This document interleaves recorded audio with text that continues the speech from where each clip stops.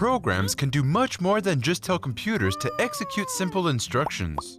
Just like us, computers have a memory. However, unlike us, computers won't remember anything unless we tell them to. Programming languages offer us a way to tell a computer what to remember. Picture a computer's memory as an empty bookshelf. When we want the computer to remember something, we simply put it on the bookshelf. Say we want to save our high score in a game. We would simply put this number on the shelf.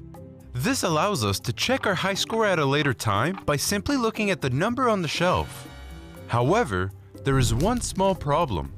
Say we add a few more numbers to the shelf, like the amount of lives our character has or the price of an item in our game. We'll have no way to tell which number is which. Due to this, instead of putting the numbers directly on the shelf, imagine that we place each number in a separate box. Then, before putting these boxes on the shelf, we label all of them to remind us of their content. We write simple words on the labels like score, lives, and price. Now we can easily check our high score by looking into the box labeled score. In programming, these boxes are called variables. Let's jump into the code editor to see how they work in JavaScript. Replace the first question mark with the word score.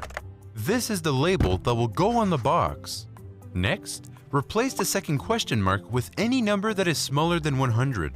This is the number that will go in the box. Once you're done, hit Run Code and watch what happens to your variable. You'll notice that you don't need to tell the computer to put the box on the shelf. Your computer does that for you automatically.